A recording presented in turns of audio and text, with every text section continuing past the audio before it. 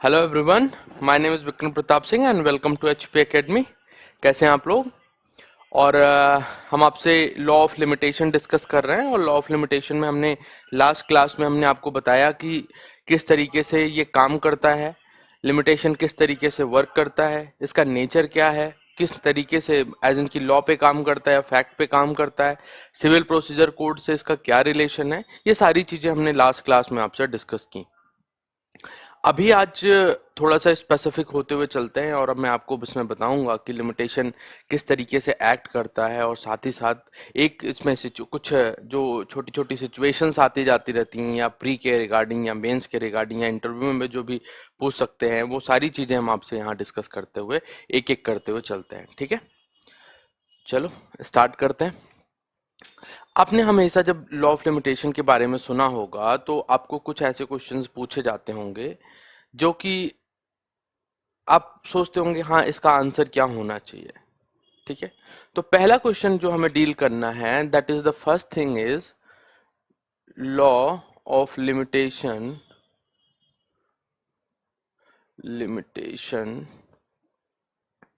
Bars the remedy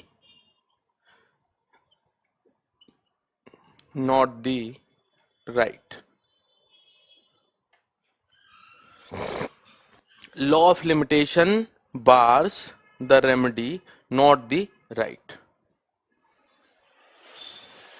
आप हमेशा सुनते होगे, बड़ा इंपॉर्टेंट सा क्वेश्चन है। तो जब आप इस चीज को समझने की कोशिश करेंगे तब मैंने आपको बताया था कि सपोज ए और बी के बीच में कोई कॉन्ट्रैक्ट हुआ है। एग्जाम्पल देखते हैं, फिर उसके बाद हम आपसे डिस्कस करेंगे। ए और बी के बीच में कोई कॉन्ट्रैक्ट हुआ है और कॉन्ट्रैक्ट में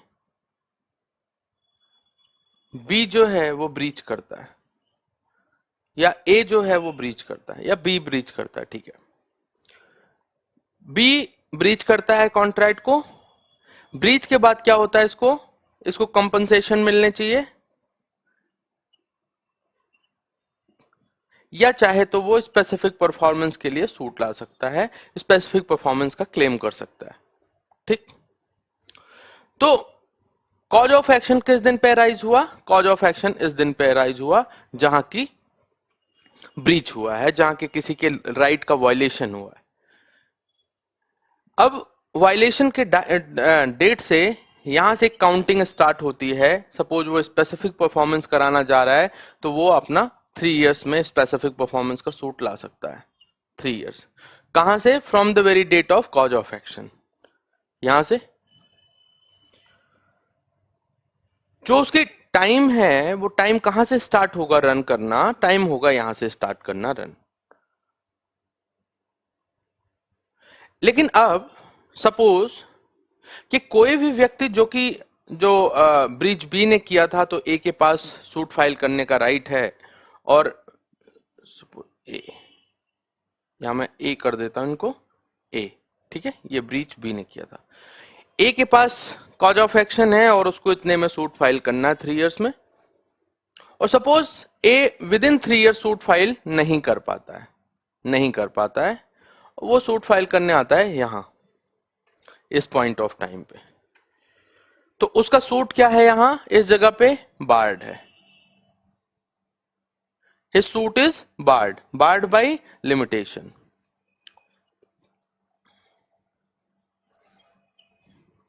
इसका मतलब है he can not file suit once again.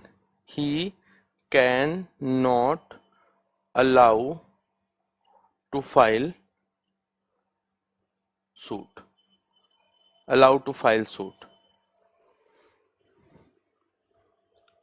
इसका तो यही मतलब है ना। अब लेकिन अब सिचुएशन देखो, इसके पास क्या राइट है? इसका राइट क्या है? इसका राइट है कि ब्रीच हुआ है और उसको कंपनसेशन मिलना चाहिए। ब्रीच हुआ है, स्पेसिफिक रिलीफ उसको अवेलेबल होनी चाहिए। ठीक, लेकिन लॉ ऑफ लिमिटेशन ने क्या बार किया? लॉ ऑफ लिमिटेशन ने ये जो सूट फाइल किया गया है, इस फाइलिंग ऑफ सूट को बार किया है, ना कि उसने उसने किसको, रेमेडी को बार, सॉरी सूट को बार किया है, मतलब राइट को बार किया है, ना कि उसने रेमेडी को बार। तो कहने का मतलब है कि सूट फाइल करना इज अ रेमेडी।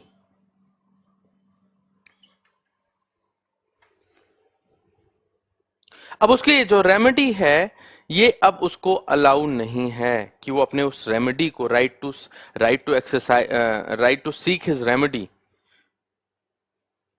उसको एक्सरसाइज नहीं कर सकता। क्लियर है? फिर से देख लो कि ए और बी के बीच में कोई ब्रीच हुआ है, उसके पास ये राइट है, ये दो राइट हैं कि जिनको उनको क्लेम करना है। लेकिन जब वो इस लिमिटेशन पीरियड के भीतर उन्होंने सूट नहीं फाइल किया, तो उनका ये जो राइट है, राइट तो ऐसे ही इंटैक्ट बना रहेगा, इंटैक्ट रहेगा। राइट में कुछ हुआ? कुछ भी नहीं हुआ। लेकिन राइट को एक्सरसाइज करने का, ठीक है, इस राइट को कि वे बेस जो रेमेडी है उसको पाने का जो राइट है वो इससे छीन लिया गया। किसके द्वारा? लिमिटेशन के द्वारा। वो रेमेडी क्या है? Right to file suit.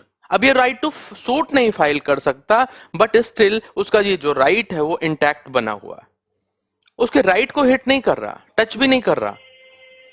मतलब कि अगर कोई भी व्यक्ति with in the limitation period अपना सूट नहीं फाइल करता है, देन उसकी जो रेमेडी है वो बार कर दी जाती है, राइट इंटैक्ट बना रहता है। अब देखो सिचुएशन देखो, आपने कॉन्सेप्ट सुने होंगे परफेक्ट और इम्परफेक्ट राइट के, नाम सुना होगा, आपने जूरिस्प्रूडेंस में पढ़ा भी होगा। परफेक्ट राइट और इम्परफेक्ट राइट, यहां आप सिचुएशन देखो कि यहां तक तो उसके पास परफेक्ट राइट है। परफेक्ट राइट का मतलब जहां राइट भी हो और रेमेडी भी हो, राइट भी हो और रेमेडी भी।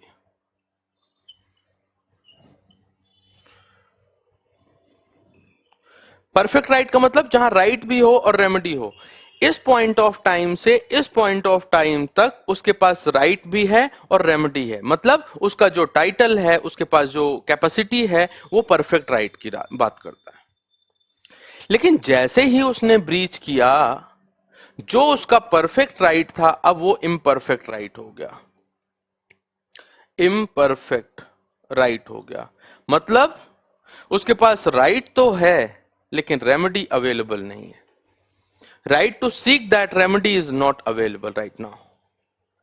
तो कन्वर्ट हो गया, पोजीशन इज नाउ डिफरेंट। तो कहने का ये सेंस है कि राइट और रेमेडी,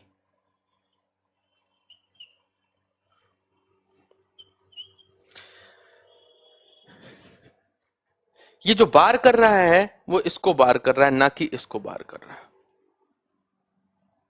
क्लियर? तो एग्जाम्पल से आपको समझ में आ गया होगा। अब एक थोड़ा सा और आगे चलते हैं, इसी में बढ़ाते हैं। लेकिन कुछ ऐसी एक्सेप्शनल सिचुएशंस हैं जहां की ऑल्दो की राइट इंटैक्ट रहता है लेकिन रेमेडी बार कर दी जाती है। वो कौन सी सिचुएशन है? ये एक दूसरी सिचुएशन है, इसके एक्सेप्शन के तौर पे हम देख सकते हैं उसको, जहां राइट भी जाता है और रेमेडी भी छीन हो जाती है, जहां राइट भी एक्सटिंग्विश हो जाता है और रेमेडी भी एक्सटिंग्विश हो जाती है। एग्जाम्पल के तौर पे देखूंगा, आपने एडवर्स पोजीशन सुना होगा। एडवर्स पोजीशन क्या होता है मैं बताता हूं आपको। देखो, सपोज ए और बी के बीच में कोई टेनेंसी है,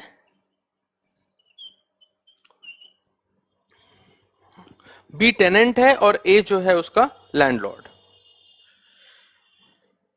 इन लोगों की टेनेंसी जो है 3 इयर्स की थी। कितने दिन की थी? 3 इयर्स की। और इस पे ये जो बी है वो एज अ टेनेंट रह रहा है 3 इयर्स तक। सपोज आफ्टर 3 इयर्स उसकी टेनेंसी यहां से लैप्स हो गई, बी की टेनेंसी यहां लैप्स हो गई। यहां ए एक नोटिस सर्व करता है इस जगह पे, नोटिस किस चीज का? इविक्शन का। किस पॉइंट पे? यहां से। नोटिस किस चीज का? इविक्शन का। जिस दिन उसने नोटिस सर्व किया, यहां से अब आपको देखना है कि एडवर्स पोजीशन का टाइमिंग कहां से स्टार्ट हो। जिस दिन उसने उसको नोटिस सर्व किया इविक्शन का, उस दिन से इसके पास राइट अराइज हो गया। किसके पास? लैंडलॉर्ड के पास।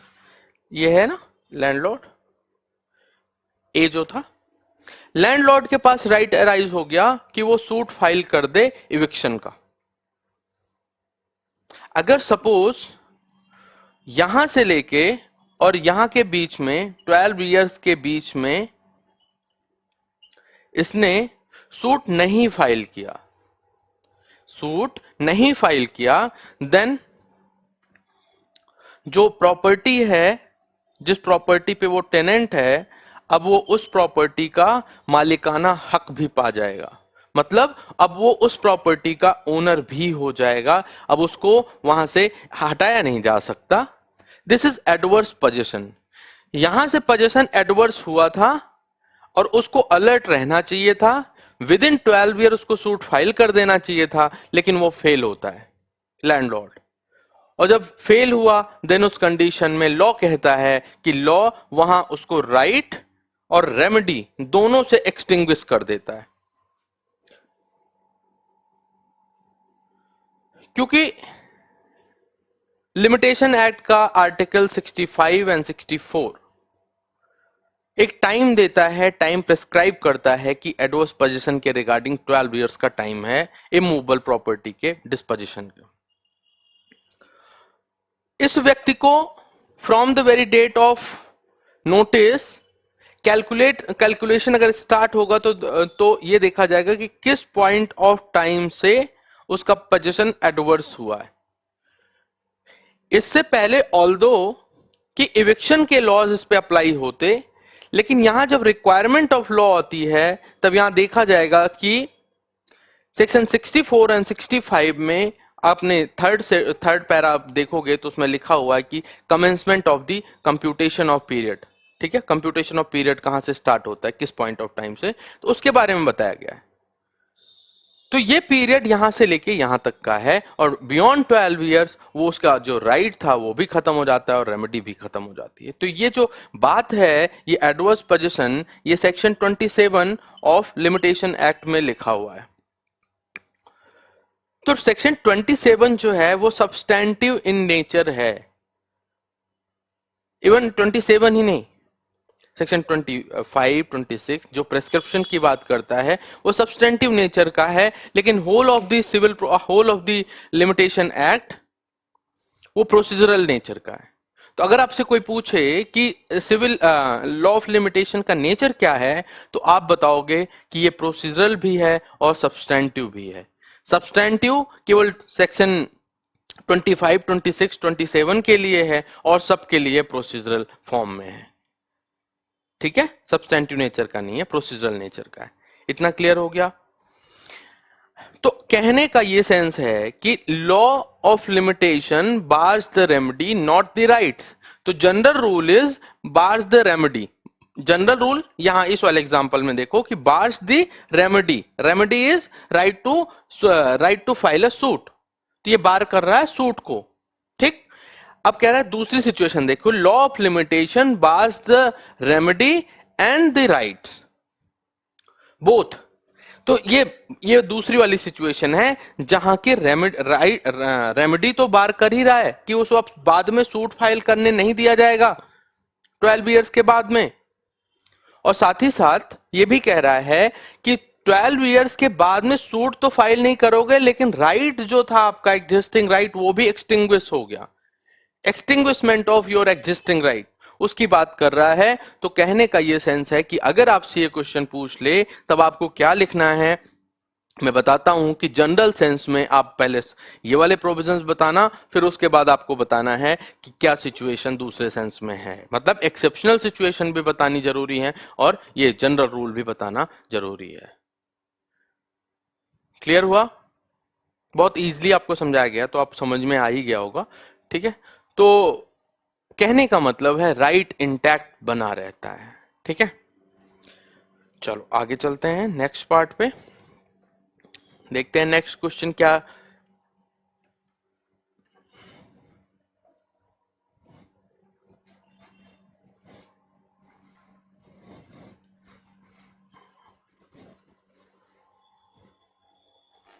Give me a second. समझ में तो आ ही रहा होगा आप लोगों को।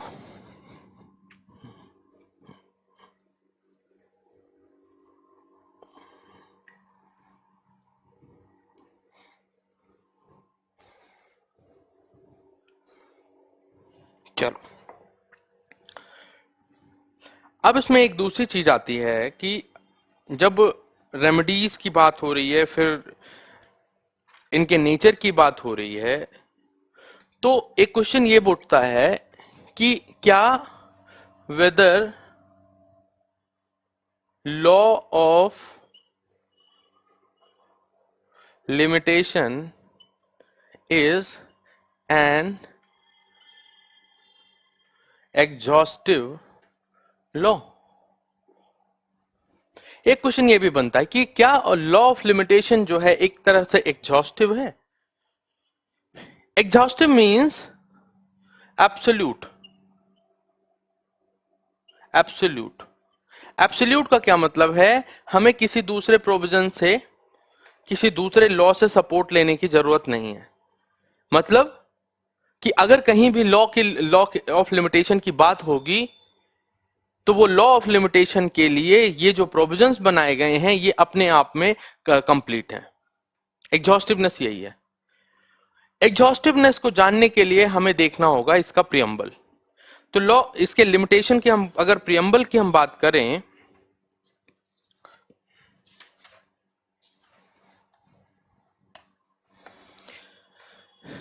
an act to consolidate and amend the law of limitation of suits and other proceeding and for the connected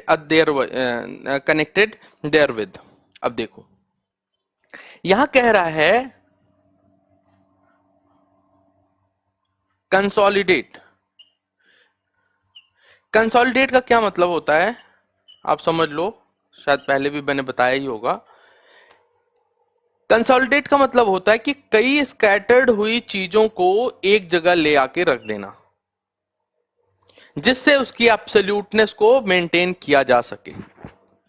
कई जगह हर लॉ में अलग अलग लिमिटेशन पीरियड एक्सरसाइज किए जाते थे और उनके लिए अब ये देखना पड़ेगा कि उन सबको उठा के अगर एक जगह रख दिया गया सिविल लॉज के लिए तो क्या माना जाएगा, ये एग्जॉस्टिव है या नहीं। हाँ, ये एग्जॉस्टिव है अपने आप में।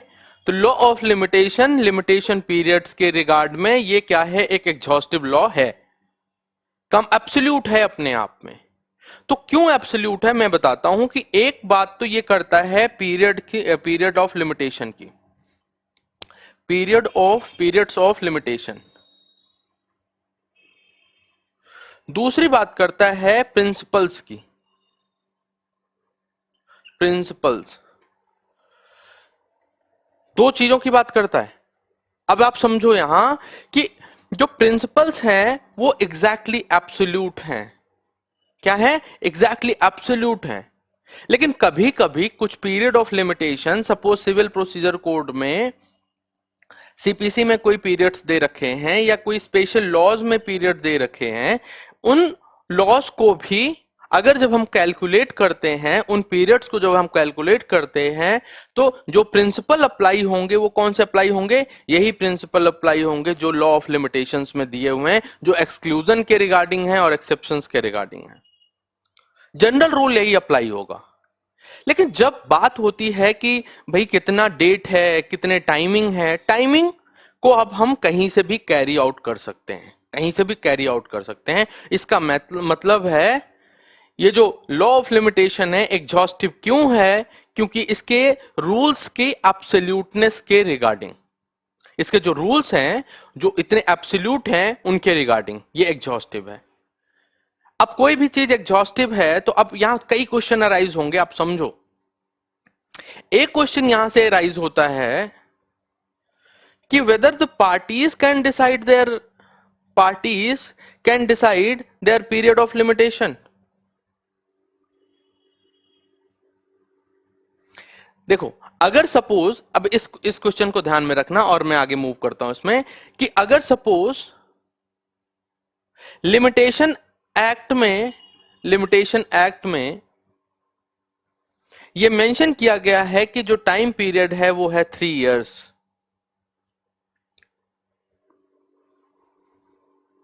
और दो पार्टीज आपस में एक एग्रीमेंट करते हैं और एग्रीमेंट करने के बाद वो उस टाइम पीरियड को रिड्यूस कर देते हैं। क्या करते हैं? नहीं, अगर कॉन्ट्रैक्ट अगर हमारा ब्रीच होगा देन आप केवल 2 इयर्स में रेमेडी अवेलेबल कर सकते हो,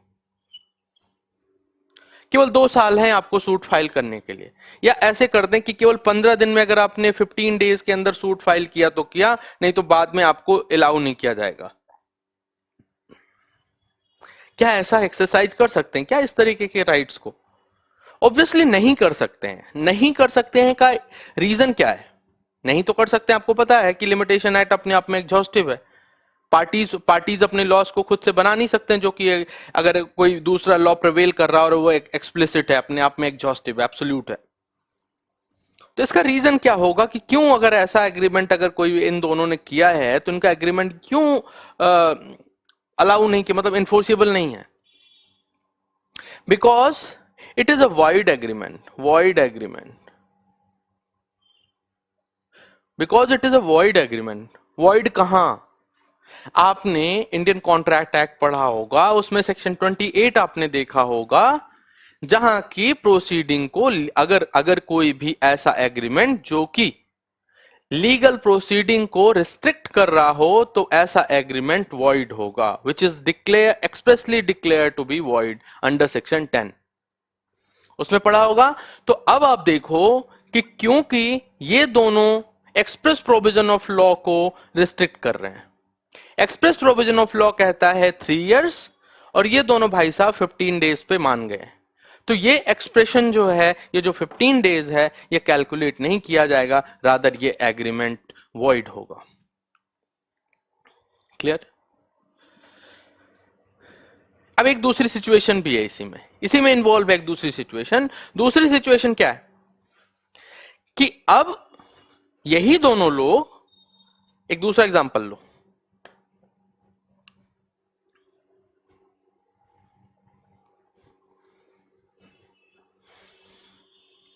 सपोज कि पीरियड ऑफ लिमिटेशन है ए और बी के बीच में, लॉ डिसाइड करती है 3 इयर्स, ठीक है, किसी कॉन्ट्रेक्चुअल ऑब्लिगेशन या टॉर्टियस लायबिलिटी में सपोज कि 3 इयर्स उसने डिसाइड किया।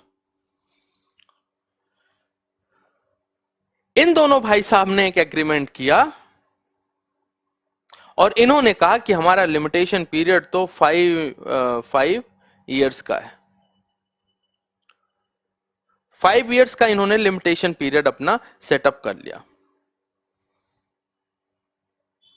तो अब क्या ये भी सेक्शन 28 में बार होगा?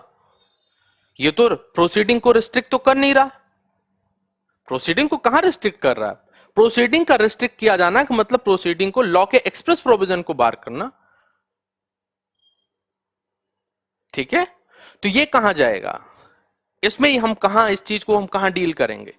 तो आपने एक प्रोविजन और देखा होगा कॉन्ट्रैक्ट का, वो है सेक्शन 23। सेक्शन 23 में दो चीजें आती हैं, एक आती है पब्लिक पॉलिसी, एक आता है दूसरा defeating the provisions of law. Provisions of law, दो चीजें हैं यहां। इन दो चीजों के अकॉर्डिंग ये डिटरमाइन किया जाता है। दो पार्टीज ने मिलकर अपने उस पीरियड ऑफ लिमिटेशन को एक्सटेंड कर लिया beyond the scope of limitation act which is exhaustive in itself. तब दो टेस्ट लेट डाउन किए गए हैं। पहला कि whether it is defeating the provisions of law, it is a violative of any express provision of law. तो आपको खुद से ही दिख रहा होगा कि यहां एक्सप्रेस प्रोविजन ऑफ क्या है, ये 3 इयर्स है, और इनको क्या कर रहा है, ये डिफीट कर रहा है कि नहीं कर रहा? 5 इयर्स ऑब्वियसली कर रहा है, तो ये वॉइड होगा। agreement which is unlawful is void. Agreement which consideration of which is unlawful is void. तो यहां agreement itself is void because it is a defeating it defeats the provision of law.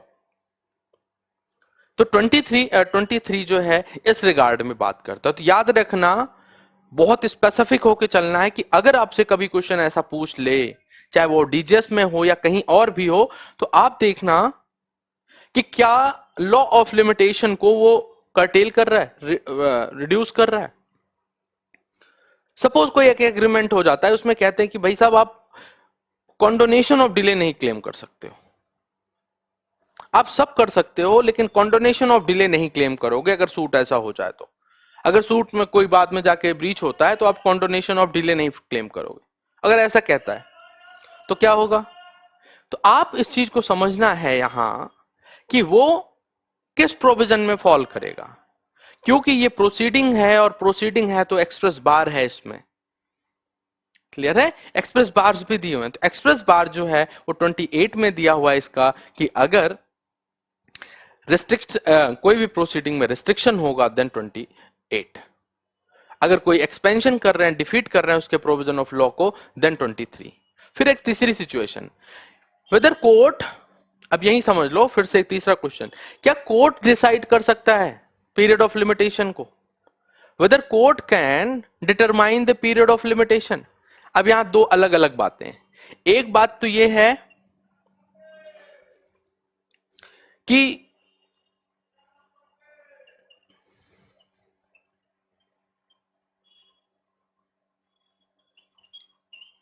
Legislative policy and दूसरी बात है judicial power. दो बातें parallel run कर रही हैं। लेजिस्लेचर के पास है राइट किस चीज का, पावर किस चीज का है कि वो लेजिस्लेट करे, लेजिस्लेशन का पावर है उसके पास, और उस लेजिस्लेशन के पावर को एक्सरसाइज करते हुए उसने एक एग्जॉस्टिव लॉ बना दिया। तो क्या जुडिशरी अपने जुडिशियल प्रूडेंस को एक्सरसाइज करते हुए उस लेजिस्लेटिव पॉलिसी को टेक अवे कर सकता है क्या?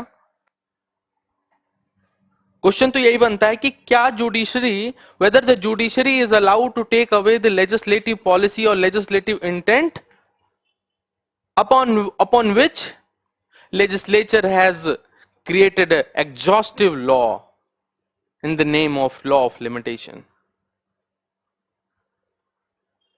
नहीं, जुडिशरी के पास पावर नहीं है कि वो पीरियड ऑफ लिमिटेशन डिटरमाइन करें।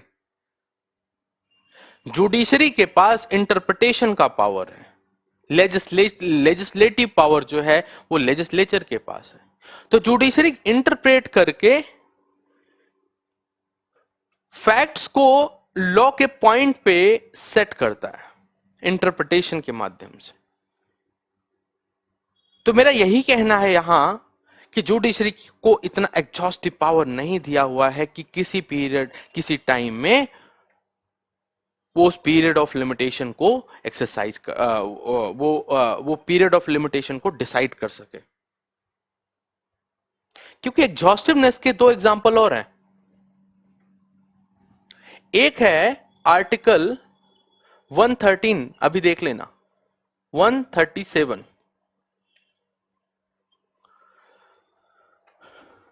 वो कहता है, आर्टिकल 113 और 137 कहता है कि जब कभी भी कोई ऐसी सिचुएशन आए जहां की कोई पीरियड ऑफ लिमिटेशन एक्सप्रेस रूप से दिया नहीं गया हो, कोई भी period of limitation expressly provided ना हो, तब क्या होगा?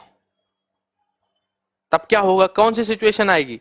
तब यहां उन्होंने कह रखा है कि अगर सूट की बात होगी या एप्लीकेशन की बात होगी देन वो 3 इयर्स का पीरियड माना जाएगा। 3 इयर्स का टाइम यहां दिया हुआ है। तो ये तो एग्जॉस्टिव हो गई लिस्ट। जो चीजें इसमें बच रही थी उनको दो एक रिजिडरी क्लॉज के तौर पे बना दिया गया कि अगर कोई सिचुएशन होगी तो इसमें से डील कर ली जाएगी। क्लियर? तो ये अपने आप में एग्जॉस्टिव है।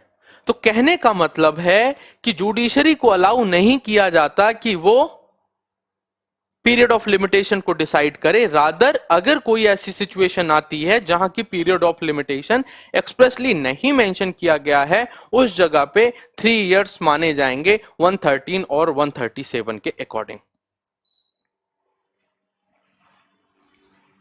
इतना क्लियर हुआ होगा आपको। अब एक क्वेश्चन और आएगा कि जब हम बात करते हैं कि इनहेरेंट पावर ऑफ कोर्ट की, इनहेरेंट पावर ऑफ कोर्ट्स की, तो आपको पता है कि 151 ऑफ civil procedure code inherent power of civil courts की बात करता है, इसमें कोई इशू नहीं है। लेकिन आप इस चीज को समझो कि क्या कोर्ट अपने इनहेरेंट पावर को एक्सरसाइज करते हुए पीरियड ऑफ लिमिटेशन को एक्सपेंड कर सकती है, एक्सटेंड कर सकते हैं? नहीं, क्योंकि ये भी तो लेजिस्लेटिव एक्ट है। तो लेजिस्लेटिव पॉलिसी और जुडिशियल एक्ट, ये दोनों, मैंने एक क्वेश्चन इसलिए पूछा कि आपसे पूछ सकते हैं क्योंकि उसमें ये लिखा हुआ है कि आपने पढ़ा भी होगा, मैंने आपको पढ़ाया भी होगा, तो मैंने आपको बताया था उसमें क्या चीजें मेंशन्ड है। उसमें मेंशन्ड है कि एंड्स ऑफ जस्टिस को प्रोटेक्ट करना, कंप्लीटनेस ऑफ जस्टिस को ले आना। तो कंप्लीटनेस ऑफ जस्टिस को करने के सेंस में कोई भी कोर्ट अपने उस राइट को उस लेजिस्लेटिव पॉलिसी के बियॉन्ड नहीं जा सकती। रादर वहां एक सेंस है कि नथिंग से स्टार्ट होता है, इसका मतलब है कि ओवरराइडिंग क्लॉज नहीं है। एक्सप्रेस प्रोविजंस अगर साइलेंट है देन वो राइट को एक्सरसाइज किया जा सकता है। और लॉ ऑफ लिमिटेशन क्योंकि अपने आप में एग्जॉस्टिव है, लेजिस्लेचर ने इसको एग्जॉस्टिव बनाया है, देन कोर्ट यहां 151 को एक्सरसाइज नहीं कर सकती। तो क्या किसी भी सिचुएशन में नहीं कर सकती? अब ये भी क्वेश्चन आता है। एक सिचुएशन है जहां कर सकती है, एक सिचुएशन वो है जब एक्सेप्शंस और एक्सक्लूजन से वो डील कर रही है कोड, तो उसके दौरान वो कर सकते हैं, क्योंकि उसमें फैक्ट्स को लॉ के साथ स्केलिंग की जाती है, फैक्ट को लॉ के साथ एक तालमेल बिठाई जाती है, कोरिलेशन मेंटेन किया जाता है। तो अगर कोई भी ऐसे फैक्ट हैं जो कि अपने आप में पर से वो ऐसे दिख रहे हैं जो कि अपने आप में डिफेक्टिव हैं या कोर्सिव नेचर के हैं या किसी के राइट को अननेसेसरी हार्डशिप क्रिएट करने वाले हों, या ऐसा लगे कि सोसाइटी में एक तरह से अपथी, डिस्ट्रस्ट या इस तरह की सिचुएशन को क्रिएट कर दें, देन वो 151 को एक्सरसाइज कर सकता है कोर्ट। जैसे कोविड की सिचुएशन चल रही है, अब कोविड की सिचुएशन में क्या लिमिटेशन पीरियड ऐसे ही रन करना चाहिए, एज इट इज रन करना चाहिए? नहीं, कुछ तो लीनियंसी सो होनी चाहिए ना। तो लेजिस्लेचर ने तो ऐसा कुछ नहीं कर रखा है, लेजिस्लेचर ने कहीं भी ऐसा मेंशन नहीं किया है कि कोई कैलामिटी की सिचुएशन को कैसे हमें डील करना है। कैलामिटी तो आई थिंक नहीं मेंशन्ड है। तो जब कैलामिटी मेंशन नहीं है, देन कोर्ट के पास यहां पावर आता है कि उस राइट को एक्सरसाइज करे। और सिविल प्रोसीडिंग के अंदर है तो वो कंप्लीट जस्टिस करने के सेंस में वो अपने इनहेरेंट पावर को एक्सरसाइज करते हुए इसको अलाउ कर सकता है। ठीक है, तो शायद आपको समझ में आ गया होगा। तो ये जो छोटे छोटे क्वेश्चंस थे ये बड़े इंपॉर्टेंट हैं। और साथ ही साथ एक और इसके नेचर की अगर हम बात करें कि एग्जॉस्टिव होने के साथ इसकी तासीर क्या है। एक होता है, जब लिमिटेशन की बात करेंगे तो एक होता है लेक्स लॉसी, कुछ लोग लेक्स लॉकी बोलते हैं, कुछ लोग लेक्स लॉसी बोलते हैं, देख लेना आप। लेक्स फॉरी,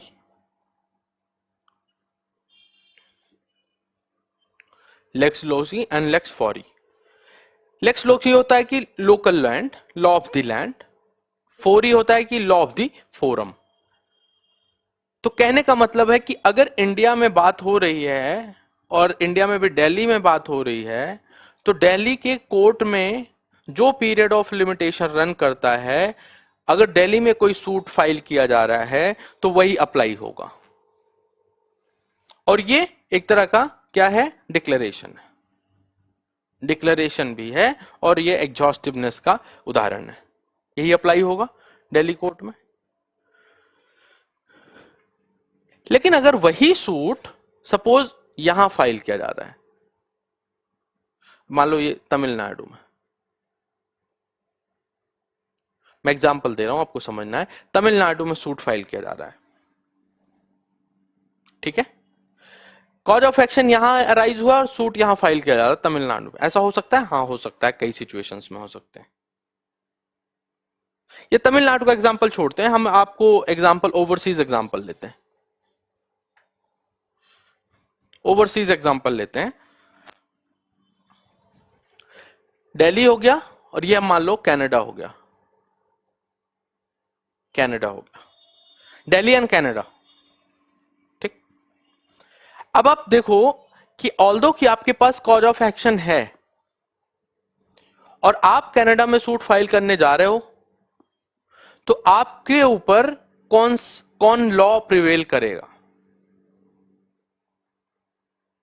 इंडिया का या कनाडा का? लॉ ऑफ लिमिटेशन कहां का प्रिवेल करेगा, इंडिया का लॉ ऑफ लिमिटेशन प्रिवेल करेगा या कनाडा का? क्योंकि law of limitation law of the forum है, लेक्स फॉरी की बात करता है। तो आप अगर कनाडा में सूट फाइल करने जा रहे हो तो कनाडा में जो उस टाइम पे लॉ ऑफ लिमिटेशन होगा उससे आप गवर्न होंगे, ना कि इंडिया के लॉ के। क्लियर?